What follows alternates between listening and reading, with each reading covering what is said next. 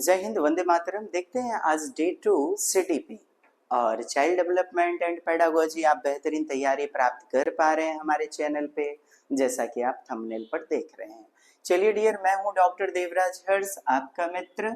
शुरुआत करते हैं कक्षा प्रिंसिपल अर्थात जो सिद्धांत हैं विकास के। इससे पहले हमने देखा हुआ था लर्निंग के साथ क्या संबंध है विकास का, और साथ ही साथ हमने वृद्धि को यानी ग्रोथ को जानने का प्रयास किया था। विकास ना साहब एक सतत प्रक्रिया है। कैसी प्रक्रिया है? Continuous. It is a continuous process. यह सतत मतलब जीवन भर चलता रहता है, गर्भ से कब्र तक, हम सभी जानते हैं। विकास का एक निश्चित क्रम होता है, एक क्रम का अनुसरण करता है। अंग्रेजी आप ढूंढ लेना, क्वेश्चन में पैटर्न रहेगा, ऑर्डर रहेगा, सीक्वेंस रहेगा, अर्थात अनुक्रमिकता, पदानुक्रमिकता को फॉलो करता है, एक क्रम को फॉलो करेगा जी। विकास का क्रम होता है, लेकिन ना दर जो होती है, स्पीड, वो अलग अलग होती है। विकास सरल से जटिल की ओर चलता है। कैसे? General to specific. अर्थात जब गर्भ में एक बालक शिशु, बालिका शिशु रहता है, एक भ्रूण की आकृति होती है, अर्थात एक सरल आकृति, सामान्य आकृति रहती है ना। फिर धीरे धीरे उसका माथा का विकास, आंखों का विकास, पैर, त्वचा, अंग यानी विशिष्ट आकृति। ठीक उसी प्रकार एक कोई सा पौधा का बीज एक सरल आकृति होती है, जिसे हम सामान्य आकृति कहते हैं, अर्थात जनरल। और फिर इसमें जड़ों का निर्माण होता है, फिर उसके बाद तने का, शाखाओं का, फूल पत्ती का निर्माण। इसे आप क्या कहेंगे? जटिल, अर्थात विशिष्टता। बोले तो कॉम्प्लेक्स, स्पेसिफिक। तो development proceeds from general to specific. समझ लिया आपने? अब अगला देखिएगा, कहता है विकास की गति, स्पीड, जिसे पेस भी कहा जाता है, दर भी कहते हैं। तो दर क्या होती है? अलग अलग होती है।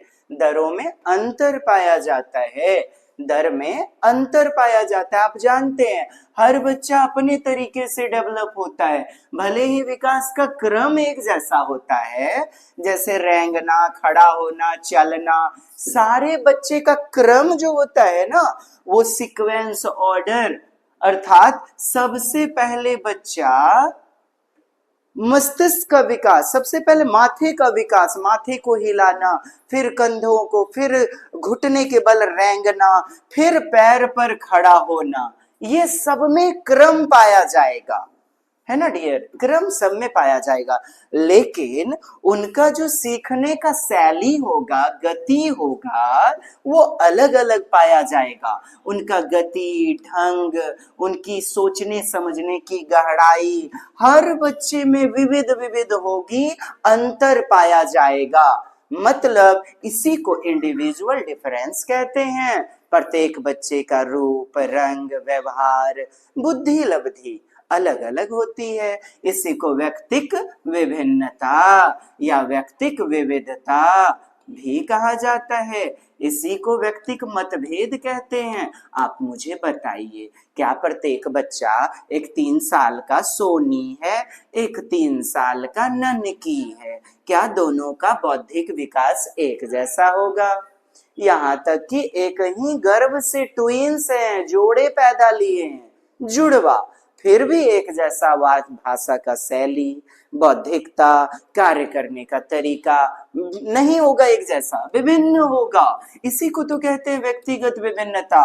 मतलब क्रम होगा समान, लेकिन उनकी गति होगी, स्पीड होगी अलग अलग। इसे हम व्यक्तिक विभिन्नता कहते हैं। क्या कहते हैं? व्यक्तिक मतभेदता। समझ लिया आपने? विकास क्या एक ही दिन का परिणाम है? क्या सडनली अचानक होता है? क्या अचानक तो नहीं होता विकास। ऐसा तो नहीं है केवल किशोरावस्था में हो जाता है।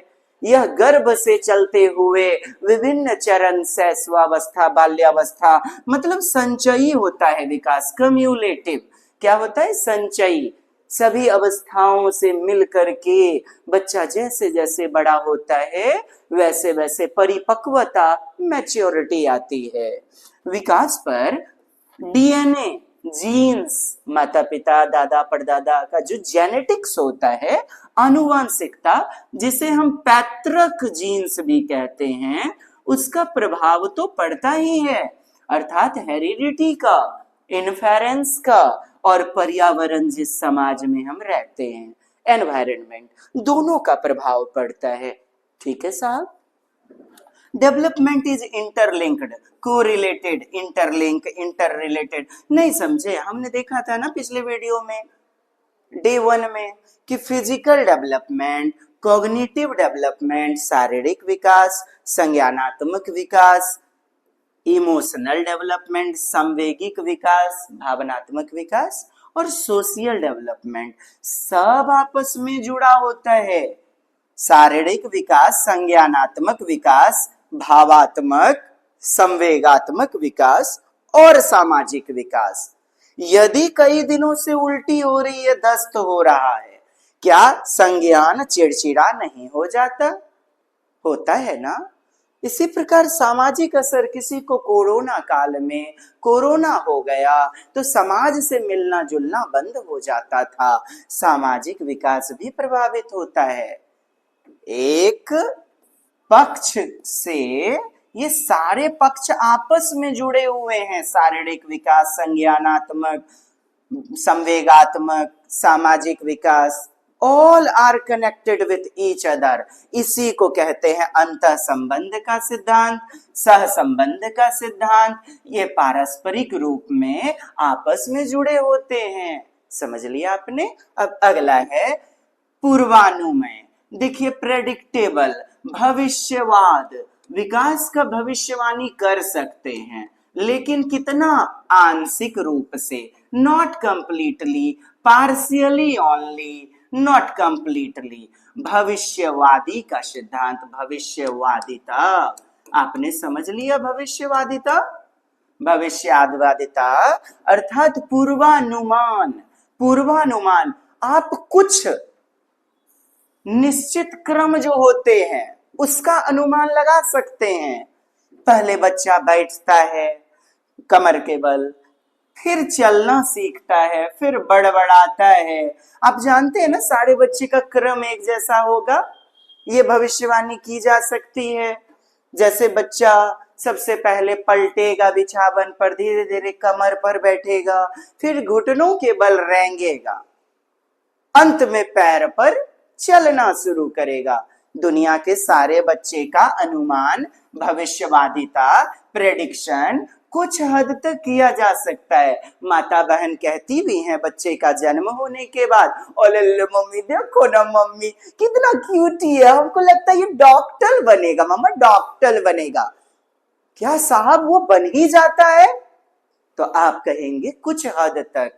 इसी को तो कहते हैं आंशिक रूप से पूर्वानुमेय। भविष्यवादिता का सिद्धांत विकास फॉलो करता है। अगला कॉन्सेप्ट है हमारा, लेकिन यह पूरी तरह से पूर्वानुमान आप नहीं कर सकते, क्योंकि हर बच्चा अपने आप में व्यक्तिक विभिन्न होता है, अलग होता है। उसकी विकास की गति, उसकी इंटरेस्ट, रुचियां, उसका रहने का जो वातावरण है, सराउंडिंग, वो अलग अलग होता है। तो बताइए, क्या पूरी तरह विकास का अनुमान लगा सकते हैं? उत्तर आएगा नहीं। आज की वीडियो सेगमेंट से आपका 1 से 2 नंबर तो पक्का आने वाला है डियर।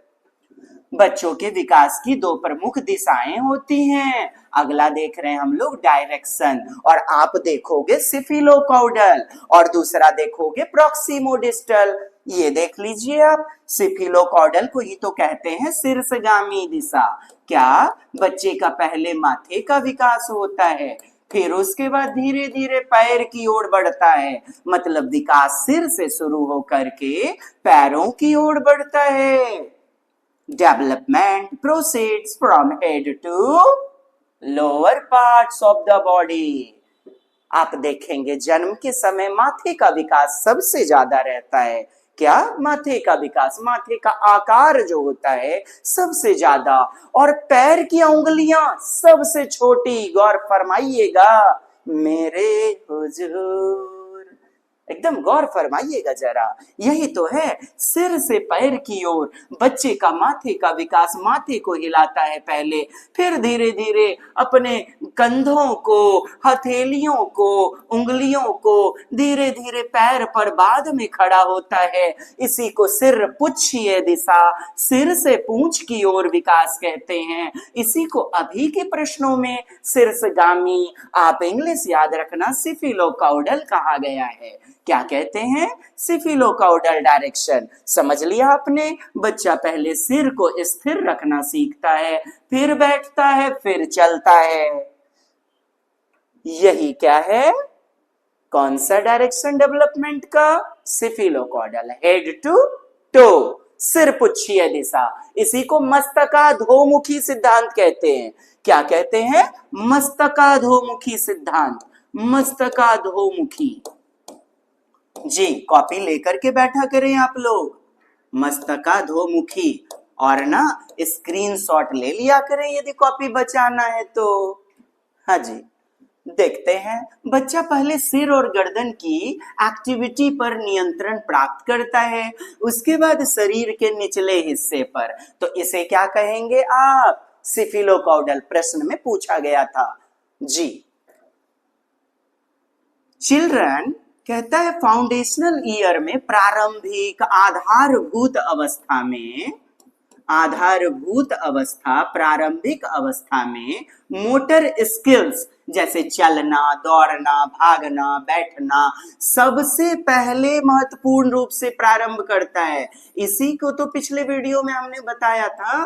पहले स्थूल गति कौशल अर्थात ग्रॉस मोटर स्किल प्राप्त करता है, फिर अंत में बच्चा सूक्ष्म गति कौशल, फाइन मोटर स्किल। ठीक है साहब, अब दूसरा डायरेक्शन पढ़ लेते हैं। पहला सिफिलोकाउडल हो गया। Now proximodistal direction. What dear friends? Proximodistal यानी केंद्र से छोड़ की ओर। आप देखोगे डियर, जैसे किसी भी बच्चे में, किसी बालक बालिका शिशु में रीढ़ की हड्डी पहले विकसित होती है, फिर उसके बाद विभिन्न हड्डियों का निर्माण, विभिन्न अंगों का निर्माण। इसी को क्या कह देंगे? केंद्र से, सेंटर टू पेरिफेरल, अर्थात centre to outwards direction. Outwards, केंद्र से बाह्योन्मुखी, केंद्र से बाह्योन्मुखी। जैसे विकास शरीर के केंद्र, जैसे रीढ़ की हड्डी से हाथ पैर की उंगलियों की ओर होता है। सबसे पहले बच्चा, अब जैसे बात करते भुजा, ये जो हाथ है, तो ये भुजा को मेन कंधों में ताकत, फिर कंधों को चलाता है बच्चा, तत्पश्चात आगे बढ़ा भुजाओं को, केहुनियों को, हथेलियों को, और अंत में उंगलियों का संचालन कर पाता है। इसी को तो कहते हैं केंद्र से बाहर की दिशा में गमन करना, सेंटर टू आउटवर्ड्स, केंद्र से पैरों की ओर या अन्य विभिन्न भागों में। इसी को कहते हैं अधोमुखी। जी हाँ, प्रश्नों में पूछा गया है। अधोमुखी अक्सर आते रहते हैं, इसलिए मैंने कहा आज की बस छोटी सी श्रृंखला आपको 2 नंबर की बेहतरीन विजय रथ पर चढ़ा देगी। क्या चढ़ना चाहेंगे? चढ़ना चाहेंगे तो मैं आपका डी से इस नंबर पर कॉल करें और कॉल करके आप जानकारी प्राप्त कर सकते हैं, हमारे ऑनलाइन कक्षा की प्राप्ति कर सकते हैं। आपको बेहतरीन एमसीक्यूज और प्रत्येक दिन विभिन्न विषयों की संपूर्ण कक्षा की तैयारी करवाई जाएगी। ठीक है डियर, तो आपने देख लिया केंद्र से विभिन्न भागों में दिशा, जिसे हम अधोगामी प्रॉक्सिमोडिस्टल कहते हैं। फिर एग्जाम्पल देखिए, पहले बच्चा कंधों को हिलाना सीखता है, यस और नो? आप कहेंगे जी हाँ। 2 साल के जोगिंदर जी, 2 साल के फेकन जी, बेचन जी, सब पहले बच्चा था। बच्चा रहीस तो पन घोल्टीस, कैसे कंधा के बल पे पेटकुनिया पार के बिछौना से फर्श पर गिर जाता था ना जी। हाँ, तो पहले कंधों को हिलाना सीखता था, फिर हाथ, फिर उंगलियों को, और उंगली से बाद में पकड़ना, मम्मा का झोटो पकड़ लेना, लिखना कलम पकड़ लेना दीदी का, भैया का। ये सभी क्या है? किसके उदाहरण? आप कहना प्रॉक्सिमोडिस्टल, अधोगामी, केंद्र से बाह्योन्मुखी। आइए, एक्टिविटी इस अनुसार डिजाइन करना चाहिए कि पहले बड़े अंग, जैसे मारिया मोंटेसरी का सिद्धांत है, कहते हैं कि पहले बच्चों को चिकनी मिट्टी से खेलने दिया जाता है, बच्चों को रंग भरने के लिए दिया जाता है। ऐसा क्यों? गतिक अंगों का विकास के लिए, गतिक कौशल। कौन सा कौशल? गतिक कौशल, जिसे हम मोटर डेवलपमेंट कहते हैं। क्या कहते हैं डियर? Motor development. और लिखना, लिखना, सुई में धागा डालना, नींबू निचोड़ना, टंकन करना, टाइपिंग करना, चिकनी मिट्टी से या आटे से आकृति बनाना, रेत पर उंगलियों से लिखना, ये सभी रेत पर उंगलियों से लिखना, इस बार का प्रश्न है डियर। रेत पर उंगली से लिखना, आटे पर उंगलियों से लिखना, ये सभी सूक्ष्म गतिक कौशल के उदाहरण हैं। कैसे? फाइन मोटर स्किल के उदाहरण हैं। तो पहले आपसे पूछा जाए कौन सा कौशल? स्थूल गतिक कौशल। कौन सा? स्थूल गतिक कौशल, ग्रॉस मोटर स्किल। और तत्पश्चात बच्चे में विकसित होती है फाइन मोटर स्किल। आइए, गतिविधियां, एक्टिविटियां हे शिक्षकों इस प्रकार डिजाइन करनी चाहिए पहले बच्चे का। ग्रॉस मोटर स्किल, स्थूल गतिक कौशल, बड़े अंग का विकास हो, फिर छोटे अंग मतलब फाइन मोटर स्किल का एबिलिटी, क्षमता विकसित हो सके। इसी प्रकार का बच्चे में सपोर्ट एक्टिविटी, गतिविधि करवाना चाहिए। क्या? First support gross motor skill, then fine motor skill. आइए, प्रश्न है, बच्चा पहले सिर को स्थिर करना सीखता है, फिर बैठता है, फिर चलना शुरू करता है। यह विकासात्मक दिशा कौन सा, किसको दर्शाता है? आप कहेंगे केंद्र से छोर की ओर, पार्श्व दिशा में। बताइए ना, पहले सिर दिया गया है तो इसको सिफिलोकॉर्डल कहते हैं ना, सिर से पैर की ओर। नेक्स्ट क्वेश्चन डियर, शरीर के केंद्र से बाहरी भागों में development from the centre of the body to outer parts like hands and fingers, as example that is proximodistal. Yes, next question, children moves hands first then grasp toys. बच्चा पहले हाथ चलाता है, फिर उंगलियों को खिलौने पकड़ता है उंगलियों से। देख रहे हैं, ऐसा ही प्रश्न आया हुआ है सीटेट में कि पहले पूरा ग्लास को पकड़ता है बच्चा, पूरे ग्लास को, अर्थात हथेली से ग्लास को पकड़ा, स्थूल गति कौशल। फिर उंगलियों से खिलौने को या चिमटे को या पेन को पकड़ता है, मतलब सूक्ष्म गति कौशल। तो इसे क्या कहेंगे?